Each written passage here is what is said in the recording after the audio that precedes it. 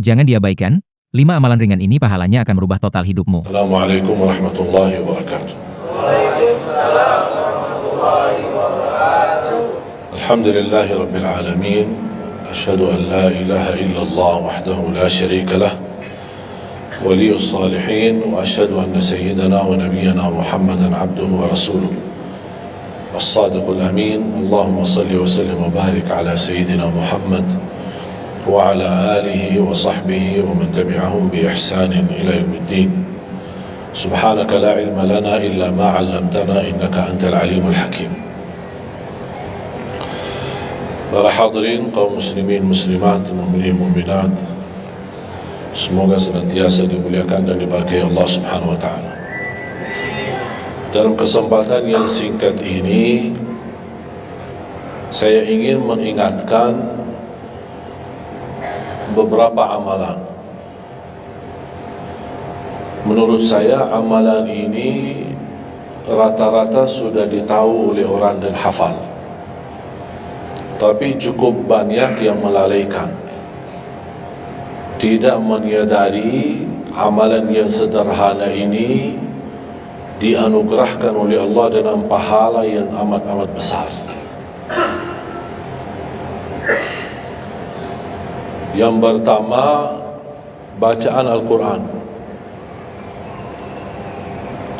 Banyak orang yang malas membaca karena tidak bisa baca, atau alasan tidak mengerti artinya. Daripada saya baca tak faham artinya, mendingan tak usah baca. Itu bisikan syaitan. Yang membisiki seperti ini adalah syaitan. Buat apa kamu baca? Kan kamu tak faham. Mendingan tak usah baca, supaya kita meninggalkan bacaan Al-Quran. Sedangkan dijanjikan oleh Allah SWT dan juga Rasulullah SAW, setiap satu huruf 10 kebaikan. Bukan setiap amal. Semua hitungannya dengan amal. Salat 5 waktu dapat pahala 50. Salat duha dapat pahalanya. Salat qiyamul lail ada pahalanya. Sunnah fajar sebelum azan, sudah azan sebelum salat, itu pahalanya sama dengan dunia dan seisinya. Seluas dunia dan seisinya. Ini sunnahnya. Kira-kira gimana yang wajib? Rasulullah SAW bersabda di hadis yang sahih, la aqulu alif lam mim harf, walakin alifun harf wa lamun harf wa mimun harf. Alif lam mim bukan satu huruf, tapi alif satu huruf, lam satu huruf, mim satu huruf. Cuba kalau kita baca setiap hari satu halaman aja, berapa kita mendapatkan nilai pahala? Hitung, silakan, bawa kalkulatornya dan hitung sendiri. Tak ada yang sia-sia di sisi Allah. Membaca Al-Quran walaupun tidak memahami isinya, tetap terhitung setiap satu huruf 10 kebaikan. Berarti anda tidak sia-sia membaca Al-Quran walaupun tidak faham. Ada orang membaca tapi berbata-bata. Dia merasa salah bacaannya, keliru. Dia sudah berusaha belajar tapi itu kemampuannya. Didatangi syaitan, dibisikin, salah mulu bacaan kamu, tak benar bacaan kamu, wakaf tidak ada benar, panjang pendeknya tak benar, apalagi hukum tajwid tak benar. Bisa keliru, bisa dosa. Astaghfirullah, dosa ya. Udah, terima kasih syaitan. Malah dia terima kasih lagi sama syaitan. Dibisikin, didengarin, diterima, langsung dia rubah, tidak baca. Alasannya takut dosa. Padahal ada berita gembira dari Rasulullah SAW, al-mahiru bil-Qur'ani ma'as safaratil kiramil barara. Yang mahir dalam membaca Al-Quran, nanti di hari kiamat dia bersama malaikat safara kiram barara. Terus ya Rasulullah, gimana keadaan yang berbata-bata itu? Gimana? Walladhi yatata'ta'u fi wa huwa alaihi syaq lahu ajran. Barang siapa yang membaca tapi masih berbata-bata dalam bacaannya, bukan dosa, justru 2 pahala. 1, karena dia mau baca Al-Quran. 2, karena ada berbata-bata, kesulitan dalam membaca. Allah menghargai kesulitan, Allah berikan pahala. Berarti tidak ada rugi sama Al-Quran. Semenjak saya mengambil keputusan tidak memegang HP, saya sadari betapa banyak kita rugi berjam-jam, berhari-hari, berminggu-minggu, bahkan bertahun-tahun kita jauh dari Al-Quran. Aku heran ketika mendengar ada orang yang bisa lewat 1 bulan tapi tidak khatam Al-Quran. 1 bulan, 30 hari, berarti minimal setiap hari 1 juz, dikali 30 hari 30 juz. Ada orang 1 tahun dah khatam-khatam. Syukur kalau khatam di bulan suci Ramadan 1 kali, habis Ramadan dia tutup Al-Quran. Mohon maaf, ketemu lagi di tahun depan pas Ramadan lagi. Ini keadaan kita. Makanya orang berkata, negeri kita bermasalah terus, negeri kita politiknya begini, negeri kita selalu ada ini. Perbuatan tangan kita. Di mana kita jauh hubungan kita sama Allah, Allah hantarkan musibah sampai kita sadar memperbaiki hubungan kita sama Allah. Salatnya, Qur'annya, ibadahnya, itu kunci memudahkan dan mengatasi semua masalah. Silahkan rubahkan pemimpinnya berkali-kali, rubahkan aturan negaranya berkali-kali, tidak akan bisa terjadi kebaikan kecuali hubungan kita dari Allah Subhanahu Wa Taala. Semakin baik hubungan kita, semakin dekat Allah yang urus. Tapi kalau kita mengurus sendiri dan kita jauh dari Allah, ya silahkan. Kata Allah, silahkan. Wakaltuhu ila nafsi, aku tinggalkan dia untuk dirinya sendiri. Dan siapa kira-kira yang bisa menurusi dirinya kalau bukan bertolongan Allah Subhanahu Wa Taala?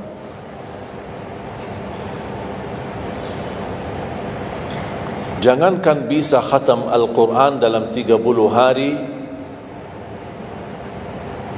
jangan 1 juz dalam 1 hari, 30 hari bisa dikhatam dalam waktu 10 jam. Saya pernah tes, menghitungkan waktu, bawa alarm, membaca dari subuh sampai zuhur. Tiba waktu zuhur, saya stop alarmnya, saya lanjut lagi habis zuhur. Sampai asar, lanjut lagi habis asar, lanjut sampai maghrib. Berapa saya habis khatam 30 juz? Bagi orang yang lancar bacaannya, tidak berbata-bata, bacaannya lancar, hurufnya jelas, tajwidnya bagus, tidak terlalu cepat, standar, sebagaimana bacaan tadi salat Isya, itu namanya standar, hadar, tapi disempurnakan tajwid, tidak boleh cepat dan tidak boleh terlalu lambat. 10 jam mampu khatam 30 juz. Saya punya teman sekolah di Madinah, dia berhasil khatam 30 juz dalam waktu 7 jam 49 menit. Makanya aku heran kalau ada orang berkata 1 bulan, ya, mana bisa ya? Tahu enggak apa yang membuat masalah kita kenapa tidak bisa khatam Al-Quran? Karena suka lihat halaman belakang. Begitu buka baru mulai Al-Baqarah, Alif Lam Mim Dzalikal, buka terus halamannya. Sambil baca kita buka 600 sekian, kapan habisnya? Hudal lil muttaqin, sadaqallahul azim. Sudah langsung sadaqah karena sudah merasa berat. Dia menghitung halaman belakang sedangkan dia baru aja mulai 1 ayat, dia langsung sadaqallahul azim. Syaitan tidak mungkin dan tidak senang melihat kita sering membaca Al-Quran. Kalau orang dulu susah baca Al-Quran wajar, karena susah menemukan Quran. Zaman sahabat cari kulit unta untuk tuliskan ayat yang Allah turunkan. Ada potongan ayat di Sayyidina Utsman, ada potongan ayat di Sayyidina Abu Bakar, ada potongan ayat di sana sini. Coba kumpulkan, susah. Makanya semuanya larinya kepada sahabat yang begitu datangnya wahyu, mereka langsung mendengar dari Rasul, langsung bisa hafal.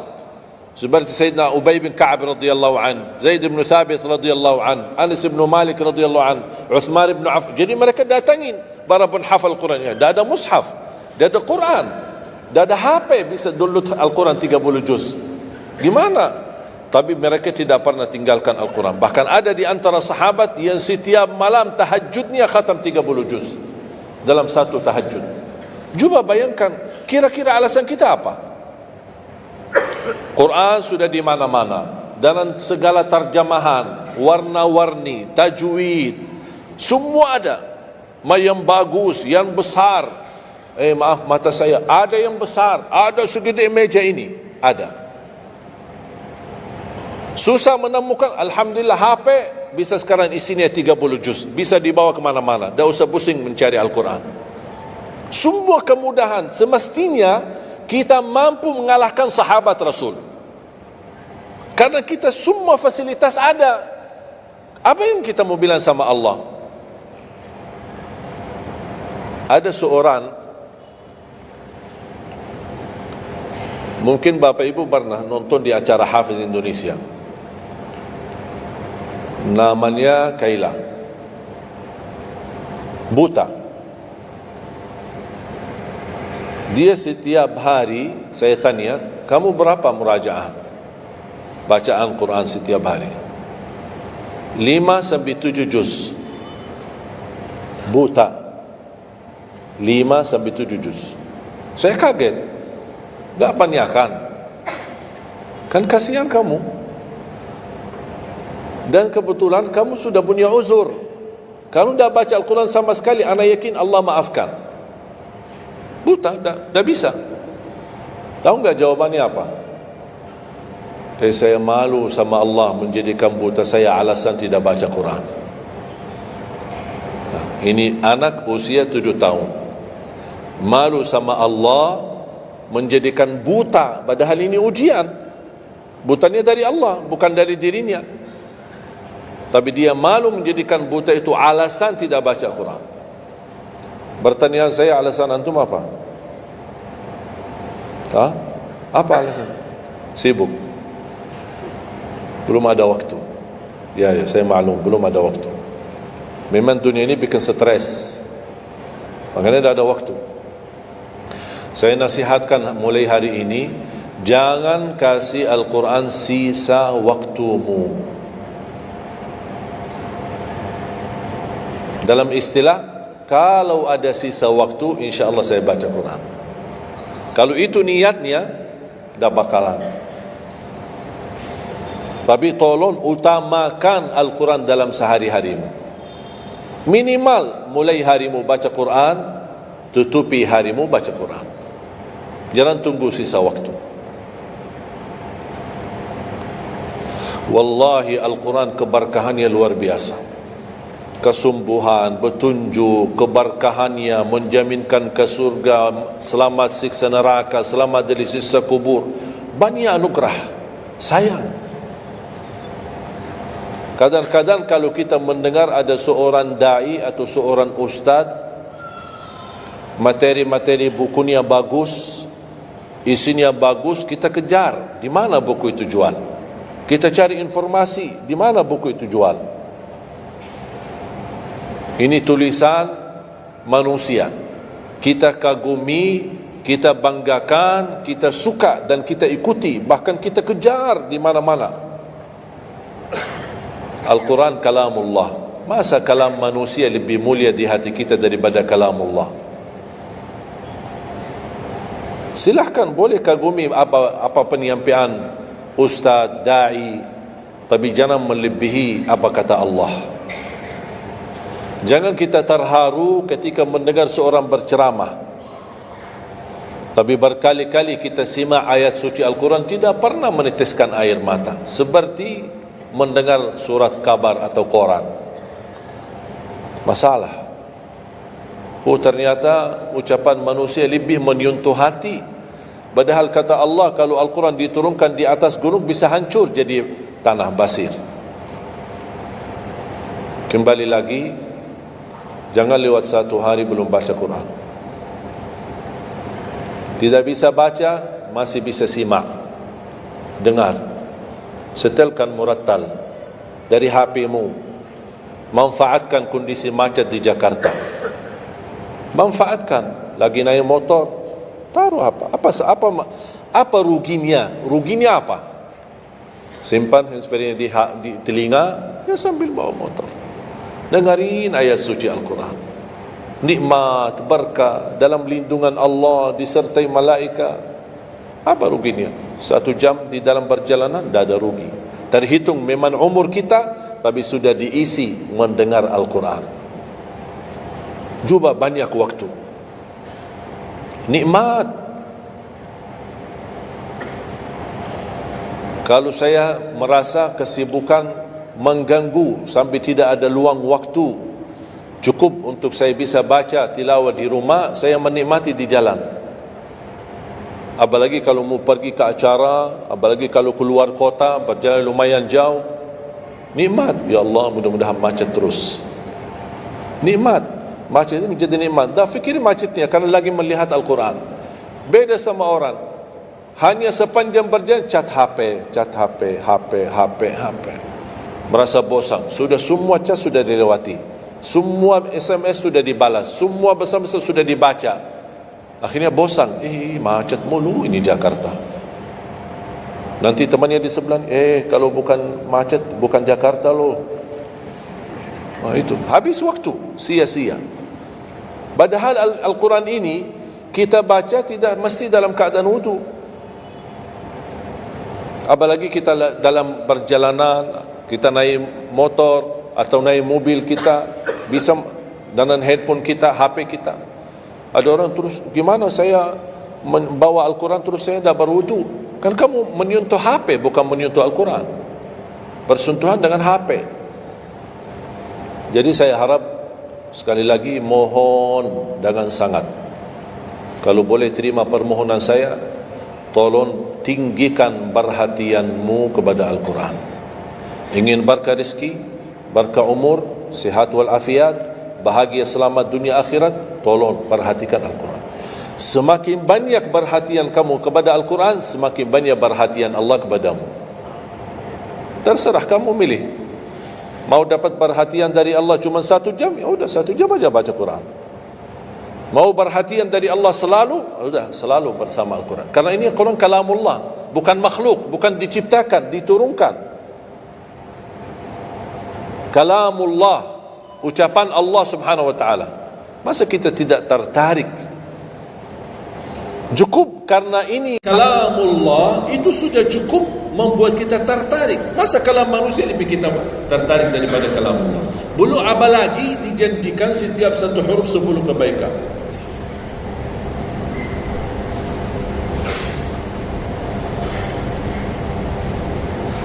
Kira-kira siap?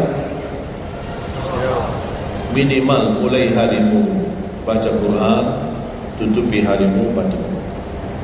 Habis bangun, sebelum beraktivitas baca. Baca apa? Bebas. Boleh tak saya baca sampai khatam tapi saya tak faham isinya? Boleh. Tetap dapat pahala setiap satu huruf sebelum. Baca sampai mempelajari isi maknanya, memahami maknanya, lebih besar lagi pahalanya. Membaca, memahami, menhayati lagi, lebih besar lagi pahalanya. Membaca, memahami, menhayati, menamalkan, lebih besar lagi. Kalau tidak bisa meraih semua pahala itu, ya paling minimal pahala bacaan. Kalau saya tidak dapat meraih pahala menhayati, pahala memahami, pahala menamalkan, apalagi saya orang awam tidak begitu mengerti apa yang semestinya saya amalkan, la yukallifullahu nafsan illa wus'aha. Amalkan sesuai kemampuan. Ada pelajaran ayat yang dibacakan tadi, kita bisa ambil maknanya, kita mengambil kesimpulannya. Jangan kita menjadi seperti golongan yang datang hari kiamat malah minta tolong diselamatkan oleh Allah dari neraka. Kalau di hari kiamat tidak bisa saling menolong, tidak bisa. Sekarang kita masih bisa saling membantu dan saling menolong. Dan di antaranya menolong diri sendiri. Jangan menunggu di hari kiamat. Jangan kita bisa menolong, tolong menolong. Di hari kiamat orang tua tidak bisa menolong anaknya. Anaknya pun larikan diri daripada orang tua. Tidak ada yang mau kenal. Cuba baca akhir surat Abasa. Yauma yafirrul mar'u min akhih. Di hari itu kakak adik melarikan dirinya dari saudaranya. Wa ummihi wa abi, melarikan diri pada bapaknya dan ibunya. Biasanya kalau kita ketemu orang tua kita senang, bertemu, mohon doanya. Apalagi yang orang-orang yang tinggi berbakti baik sama orang tuanya, kalau di hari kiamat mau sendiri-sendiri. Jangan kita yang melarikan diri sendiri. Para Nabi dan Rasul semuanya doanya salim salim, ya Allah selamatkan, ya Allah selamatkan. Ini Nabi, kira-kira kita gimana? Yauma yafirrul mar'u min akhihi wa ummihi wa abihi wa sahibatihi wa bani. Sampai dari istrinya pun dia melarikan diri. Mohon maaf, sendiri-sendiri. Saya tidak bisa tolong kamu. Jangankan kita sama istri kita atau sama anak-anak kita. Rasulullah sallallahu alaihi wasallam pernah berkata sama Siti Fatimah, anaknya Nabi Muhammad, ittaqillah fa inni wallahi la ughni anki min Allah syai'a. Hei anakku Fatimah, bertakwalah kepada Allah, karena aku tidak bisa membantu kamu nanti di kemudian hari. Sendiri-sendiri, salim salim, selamatkan ya Allah. Ini kesempatan. Sebelum kita menjadi na'udzubillah salah alamat daripada ke surga menjadi ke neraka, kita sekarang perbaiki kemana arahan kita, kemana jalan kita. Kita yang milih, tidak ada yang memaksa. Taat, Allah hanya menyuruh kita taat, tapi Allah tidak pernah maksa. Kira-kira kalau tidak salat dapat pukulan? Dapat pukulan? Ada yang memukul kita? Ada yang melemparkan kita dalam batu sampai bata kepala kita? Ada? Tidak ada. Taat, Allah menyuruh taat, tapi Allah tidak pernah maksa. Sama juga syaitan, menyuruh kita dosa maksiat, tapi syaitan tidak pernah maksa kita.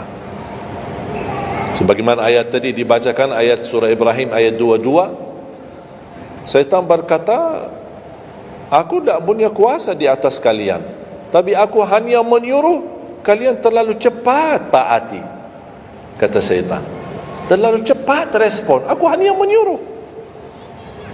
Da'autukum fastajabtum li. Makanya sekarang jangan melialahkan, saya tidak bisa bantu kalian dan kalian pun tidak bisa bantu aku.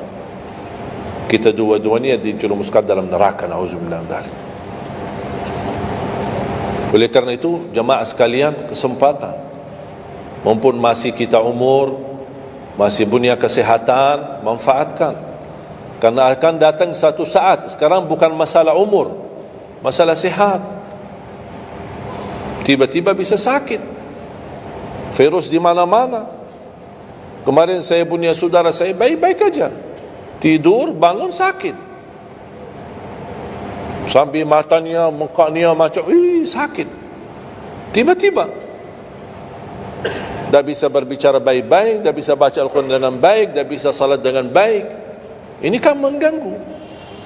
Makanya Rasul mengingatkan, ketika anda sehat dan masih punya umur, jangan sia-siakan, karena akan datang satu saat anda tidak sehat dan tidak bisa maksimal ibadah. Selama anda masih bisa dan mampu maksimal ibadah, manfaatkan, jangan dirugikan. Akan datang satu saat anda tidak bisa. Saat anda berdiri, manfaatkan salatmu saat berdiri. Besok akan datang satu saat anda tidak bisa berdiri. Bahkan ada orang yang ingin sekali sujud, tapi dia bisa karena sakit lutut, dia tidak bisa lipatkan kakinya, tidak bisa sujud. Betapa banyak orang yang merugi ketika dia sehat, dia tidak memanfaatkan dan menikmati ibadahnya. Yang kedua, doa azan. Setiap hari kita mendengar azan 5 kali. Sayang sekali banyak yang sibuk dengan handphonenya. Azan ini panggilan Allah.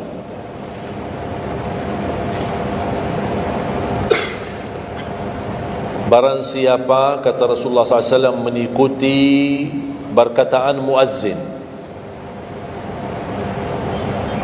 artinya muazzin mengucapkan Allahu Akbar, Allahu Akbar, kita ucap Allahu Akbar, Allahu Akbar. Asyhadu an la ilaha illallah, asyhadu an la ilaha illallah, asyhadu anna Muhammadar Rasulullah, asyhadu anna Muhammadar Rasulullah. Habis wa asyhadu anna Muhammadar Rasulullah, kita berkata wa ana asyhadu an la ilaha illallah wahdahu la syarika lah wa anna Muhammadan abduhu wa rasuluh. Raditu billahi rabba wa bi Muhammadin nabiyya wa bil islami dina, sebagaimana diriwayatkan Imam Muslim.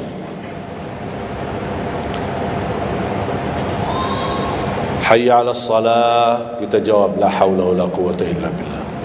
Apa hikmahnya di sini la haula wala quwwata illa billah?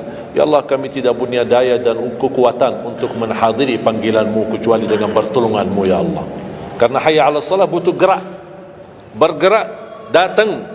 Hayya 'alas salah, panggilan, hey mari salat. Ya Allah, la haula wala quwwata illa billah. Ya Allah, kami tidak punya kemampuan menghadapi godaan dunia, menghadapi hawa nafsunya, menghadapi malas kecuali dengan kekuatan-Mu ya Allah. La haula wala quwwata illa billah. Meraih kemenangan, meraih kemuliaan, hayya 'alal falah. Ya Allah, kami tidak mampu meraih kemuliaan itu kecuali dengan kekuatan dan izin-Mu ya Allah. Allahu Akbar, kita ucapkan Allahu Akbar, Allahu Akbar. La ilaha illallah, kita ucapkan la ilaha illallah. Habis itu apa? Apa kata Rasulullah SAW di hadis yang diriwayatkan Imam Bukhari? Thumma salla alayya, selepas itu dia bersalawat kepada Nabi Muhammad. Allahumma salli ala Muhammadin wa ala ali Muhammad. Bagi Sayyiduna boleh, tidak bagi Sayyiduna boleh. Selepas itu doa, Allahumma rabb hadhihi ad-da'wati at-tammah was-salati al-qa'imah ati Muhammadan al-wasilata wal-fadilah wab'athhu maqaman mahmudan alladhi wa'adta. Ini ucapan yang saya sampaikan di Sahih Bukhari. Ada riwayat-riwayat yang lain, Allahumma rabb hadhihi ad-da'wati at-tammah was-salati al-qa'imah ati sayyidina Muhammadan al-wasilata wal-fadilata wad-darajata al-'aliyata ar-rafi'ata min al-jannah wab'athhu maqaman mahmudan alladhi wa'adta innaka la tukhliful mi'ad. Innaka la tukhliful mi'ad. Tambahannya diriwayat Imam An-Nasai dan semuanya sahih. Mau milih mana yang anda hafal, mana anda biasakan, silakan. Mau ambil hadis yang diriwayatkan Imam Bukhari boleh, mau ambil yang diriwayat Imam Nasai boleh. Asal jangan sampai begitu dengar azan tidak mengikuti muazzin dan sia-siakan doa itu. Padahal doa sederhana. Siapa yang tidak hafal? Setiap ditayangkan azan di TV selalu dibacakan Allahumma rabb hadhihi ad-da'wati at-tammah was-salatil qa'imah. Saya pernah tanya guru saya, seandainya ketika saya mendengar azan tapi terlalai dengan kesibukan atau telefon mendadak atau apalah urusan, baru saya menyadari ketika muazzin sampai ke hayya 'alas salah, saya belum mengikuti dari awal. Gimana caranya biar saya tidak rugi dalam pahala? Kata guru saya, ulang sendiri dari awal. Allahu Akbar, Allahu Akbar, Allahu Akbar, Allahu Akbar. Asyhadu an la ilaha illallah, asyhadu an la ilaha illallah, asyhadu anna Muhammadar Rasulullah. Sampai mendapat mengikuti muazzin dalam sisa azannya. Begitu selesai baca doa yang saya tadi sampaikan. Apa kata Rasulullah? Barang siapa yang mengamalkan ini, faqad hullat lahu syafa'ati yaumal qiyamah, dijamin dapat syafaatku. 5 kali kesempatan tertulis nama kita, jaminan dapat syafaat Nabi Muhammad, tapi kita sia-siakan. Siapa yang tidak mau syafaat Nabi Muhammad? Ini kesempatan. Jangan tunggu hari kiamat baru saya minta, ya Rasulullah tolong syafaatkan. Ini Rasul sudah menawarkan ini sekarang. Mau enggak dapat syafaatku? Ikuti muazzin dan baca doa azan, kemudian dapat syafaatku. Berapa minit?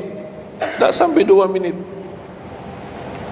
Ikuti muazzin, selesai azan, doanya tak sampai 2 minit. Allahumma salli ala Muhammadin wa ala ali Muhammad. Allahumma rabb ad-da'wati at-tammah was-salatil qa'imah ati Muhammad. Dan sampai akhir. Innaka la tukhliful mi'ad. Berapa lama? 2 minit? 3 minit? Tak apa-apa, 5 minit. Tapi dapat jaminan syafaat Nabi Muhammad. Hanya waktunya cuma 5 minit. Kira-kira siap? Mulai hari ini. Menurut saya, yang saya sampaikan wallahi sederhana, sangat sederhana, tapi butuh perhatian aja. Butuh perhatian. Yang ketiga, jangan tinggalkan sunnah qabliyah subuh. Walaupun anda malas menjaga sunnah qabliyah ba'diyah. Kalau anda merasa diri malas, banyak kan ada sunnah qabliyah ba'diyah. Kan ada sunnah qabliyah zuhur, ba'diyah zuhur, ada qabliyah ba'diyah maghrib, ba'diyah isya, qabliyah subuh. Kalau anda merasa malas melaksanakan sunnah-sunnah, minimal jangan tinggalkan sunnah subuh. Pahalanya lebih besar daripada dunia dan seisinya. Walaupun anda telat bangun, sudah kesiangan, tetap wajib ambil air wudu, laksanakan sunnahnya, baru salat subuhnya. Walaupun anda bangun jam 11 siang. Tetap banyak orang karena ketiduran dan terlewat waktunya, dia tidak salat subuh. Terus ini hutang, wajib bayar. Dan tidak bisa besok ganti subuh 2 kali. Tidak ada di dalam agama. Subuh, ya udah, ya Allah, nawaitu salat subuh yang kemarin karena saya ketiduran lillahi ta'ala. Sudah bisa.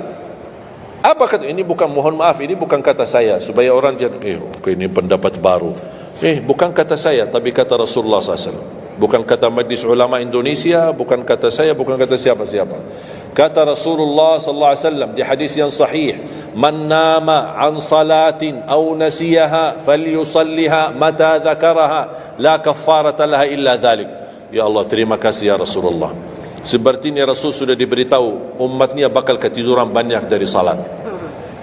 Maka dia sudah diberikan solusi. Seandainya ketiduran, ini juga kata Rasulullah, "Man nama an salatin." Silahkan nanti anda pas pulang buka di Google, biar lihat sanad hadisnya ini.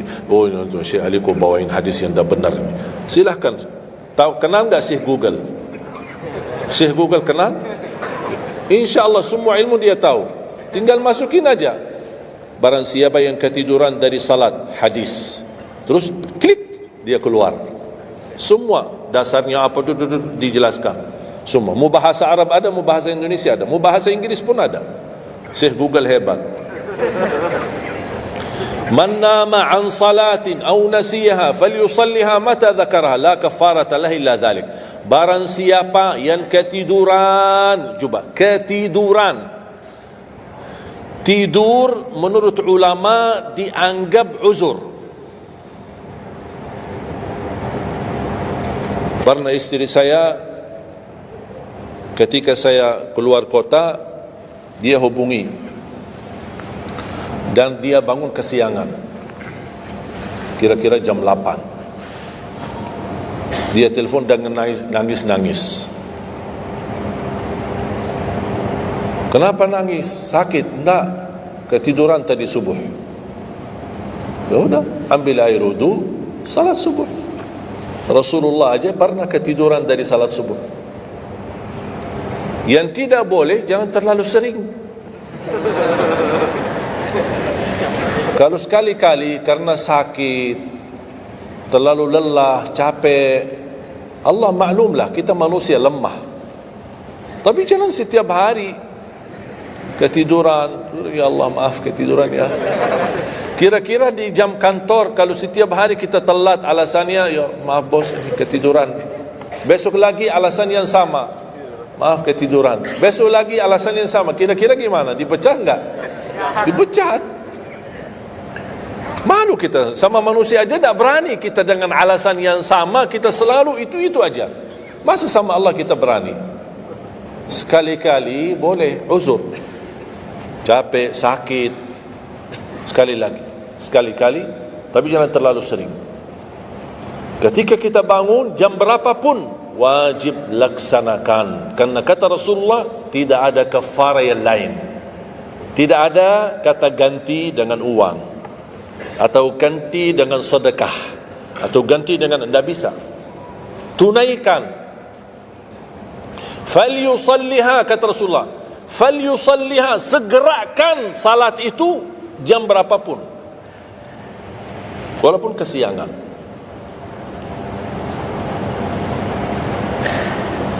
Jelas? Sering ya ketiduran ya? Uzur. Saya juga berapa kali ketiduran. Bukan berarti saya tidak pernah ketiduran, berapa kali. Bisa ada orang habis tahajud, terlalu lelah, capek, dia mau hanya istirahat saja di atas sajadahnya. Pas bangun sudah jam 7. Padahal Masya Allah tahajud, semangatnya tahajud tapi ketiduran salat subuh. Makanya ini harus disesuaikan kemampuan. Anda merasa diri kalau salat tahajud 8 rakaat, bangun jam 2, ya Allah kuat, tidak kuat ini. Kembali kepada kemampuan. Tahajud tidak harus 8 rakaat. Tahajud tidak harus 20. 2 rakaat, tutup witir sudah tahajud. Dan tahajud pun salat malam tidak harus tidur dulu. Ada orang, harus tidur walaupun tutup mata sebentar terus buka lagi. Ini ilmu baru di Indonesia ini.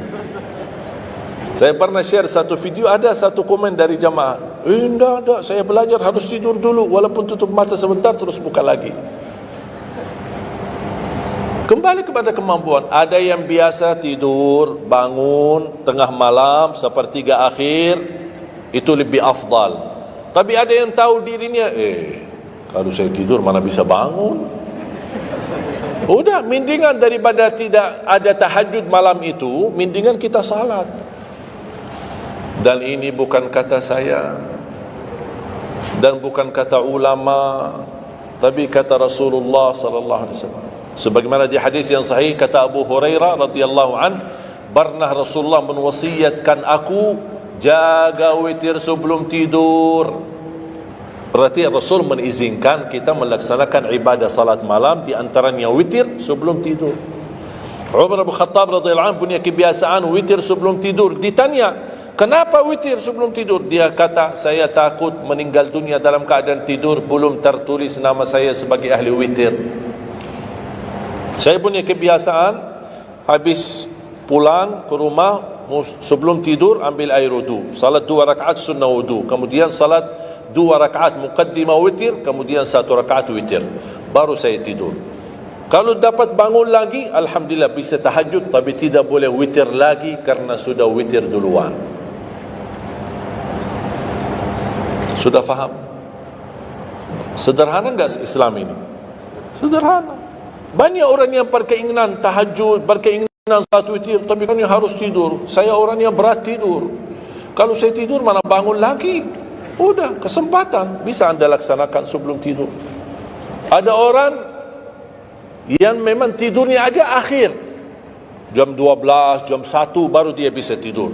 Ya mendingan daripada tidak salat malam sama sekali, mendingan salat dulu baru tidur. Dapat bangun alhamdulillah, tidak dapat bangun sudah tertulis namamu sudah salat, sudah ahli witir. Innallaha witir yuhibbul witir fa'autiru. Allah maha witir, Allah maha witir, Allah cinta witir, jagalah witir. Dan ini termasuk 2 sunnah yang Rasul tidak pernah tinggalkan, sunnah subuh sama sunnah witir. Sakit, sehat, mukim, di dalam kota, musafir, keluar kota, perang, aman, damai, tetap tidak pernah tinggalkan 2 sunnah itu, sunnah subuh sama sunnah witir. Itu kebiasaan Rasulullah SAW. Kalau anda merasa pun sakit, tidak bisa berdiri, tidak bisa qiyam, bisa anda laksanakan witir dalam kondisi duduk. Yang terakhir, ayat al-kursi.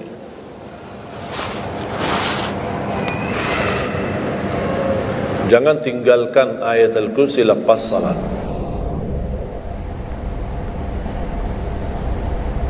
Jangan tinggalkan ayat kursi lepas salat. Salat wajib. Sama ketika mau tidur, cuma 1 ayat, tapi tahu nggak pahalanya apa? Kan habis salat kan ada zikir-zikir kan, istighfar, tasbih dan yang lain-lain. Di antaranya baca ayat kursi. Tahu nggak pahalanya apa? Ada yang pernah baca pahalanya apa? Barang siapa yang membaca ayat al-kursi setiap habis salat fardu,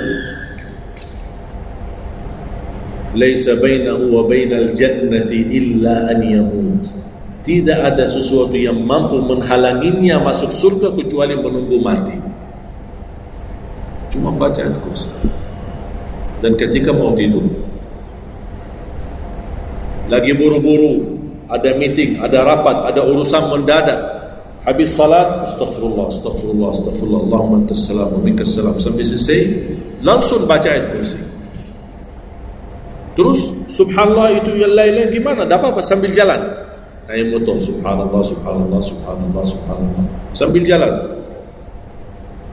Subhanallah ada riwayat 33, ada riwayat 25, ada riwayat 10, minimal 10. Subhanallah 10 kali, alhamdulillah 10 kali, Allahu Akbar 10 kali. Itu yang paling sederhana. Saya bagikan ini, biasanya kalau saya isi di kementerian atau di pejabat, saya kasih zikir-zikir begitu. Pak, subhanallah cuma 10 kali. Biasanya kita tahu 33. Lah ini khusus buat pejabat. Yang penting zikir, supaya jangan tinggalkan. Zikir.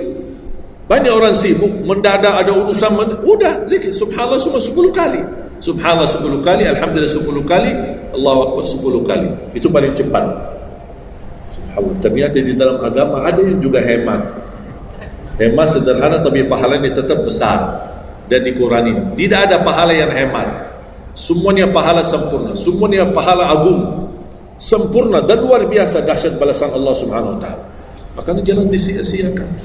Yang sederhana ini, makanya saya buat buku 20 amalan ringan tapi pahalanya sangat menakjubkan. Karena selama saya di Indonesia, saya sudah tahu prinsip orang Indonesia. Orang Indonesia tidak suka yang ribet-ribet. Yang ribet-ribet tidak suka. Yang susah-susah tidak suka. Orang Indonesia mau mudah yang ingat, mudah dihafal, mudah diamalkan dan masuk surga. Itu orang Indonesia.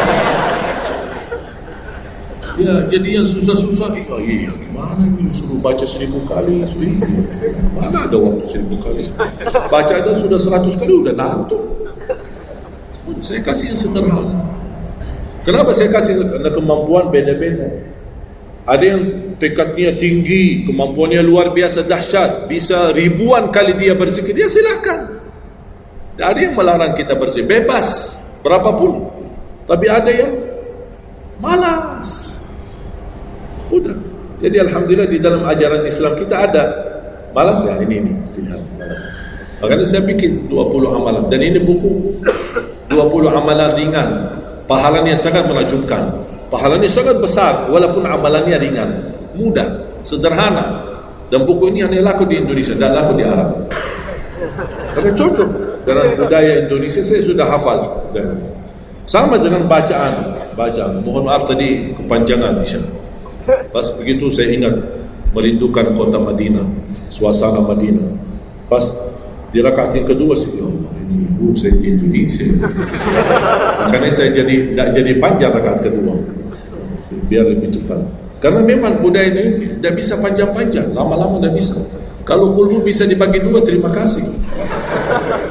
Kita lihat tarawih kan salah satu contoh tarawih. Walaupun 23 rakaat jumlahnya banyak, tapi ayatnya pendek. Al-Hakum qul, Al-Asr qul, Al-Humazah qul. Budaya. Kita kan hormati budaya, harus belajar. Walaupun ada sekarang ada beberapa masjid yang panjang, yang hakim balik kepada kemampuan, tapi tidak boleh saya menyalahkan. Ada orang yang suka, ada saya mau yang qul, ya udah sana. Masih qul di sana, masih kita kan. Yang penting kita bisa jaga salat. Dan yang terpenting dalam salatnya adalah yang terjaga kekhusyuan.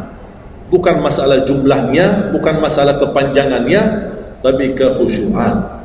Tumaknina, karena tumaknina rukun dalam ibadah salat. Sama seperti rukun qiyam, rukun baca al-fatihah. Tumaknina. Apa itu tumaknina? Ketenangan dalam salat. Bacaannya tenang, gerakannya tenang. Bukan kejar-kejaran. Imamnya baru baca al-fatihah, sudah amin. Imam makmum belum selesaikan ini, terus dikejar imam. Imam Allahu Akbar, sami'allahu hamdah, Allahu Akbar, Allahu Akbar, Allahu Akbar. Imam makmum jadi kasihan. Kejar, dia tidak bisa baca. Makmum, wallahi makmum tidak bisa baca apa-apa. Hanya fokusnya bisa kejar imam. Yang penting jangan sampai tertinggal imam. Yang saya fikirkan, kasihan yang tua-tua, bapak-bapak. Gimana yang bapak-bapak? Kalau yang muda-muda masih bisa kejar imam, terus yang bapak-bapak gimana? Setiap gerakannya batuk 10 kali. Rukuk batuk lagi, sujud batuk lagi. Karena pelan-pelan gerakannya. Saya pernah ada satu kejadian ketika masuk salah satu kampung, kita lewati, saya mampir, samping saya ada bapak lumayan tua, gerakannya juga pelan-pelan. Yang saya kasihan, Imam Allah, saya suka pas ketika takbir Allah, Bismillahirrahmanirrahim, Alhamdulillahirrahmanirrahim, Astagfirullahaladzim.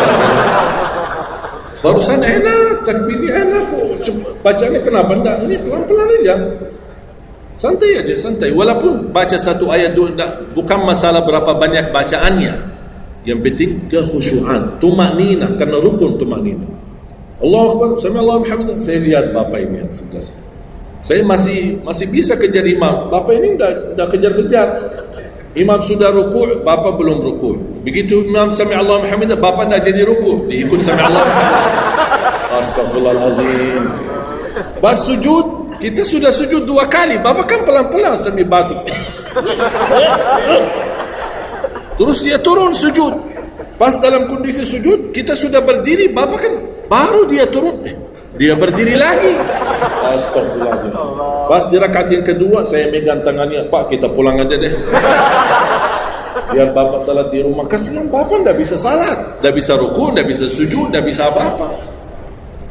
Makanya tumakninah bukan wajib, bukan sunnah, tapi rukun dalam salat, dan tidak sah. Walaupun salat sunnah, tidak sah salatnya seorang kalau dia tidak membawa tumakninah. Tidak sah. Disyiarkan, disyarekan, diviralkan, dia bilang ada 23 rakaat 7 menit. Menurut saya tidak usah panjang lebar dibahas. Tidak sah, sudah selesai. Karena meninggalkan, sama dengan orang salat tapi tidak baca Al-Fatihah. Kira-kira sah tidak? Tidak sah. Gimana kira-kira bacaan Al-Fatihah? Oleh karena itu jemaah sekalian, mari kita sama-sama, apalagi tidak lama lagi kita menyambut bulan suci Ramadan. Saya harap kita mencintai budaya kita, mencintai negeri kita, tapi harus hal yang perlu diluruskan, harus diluruskan. Apalagi yang terkait ibadah salat, tarawih. Tidak masalah masjid 11 rakaat, ada masjid 23 rakaat, jangan ribut. Tidak masalah. Yang mau 11 silakan, yang mau 23 silakan. Yang penting kita bisa melaksanakan salat dengan baik. Apalagi alhamdulillah sudah sekarang muncul banyak para imam-imam, pemuda-pemuda yang bacaannya merdu, yang bacaannya indah. Kita bisa menikmati suasana bulan suci Ramadan. Bacaannya tidak mesti panjang-panjang. Walaupun rata-rata di Indonesia jarang kita menemukan masjid yang khatam. Dulu saya ingat waktu saya masih di Lombok, kita ingat salat tarawih khatam 30 juz, dan salat tahajud di 10 malam terakhir khatam lagi 30 juz.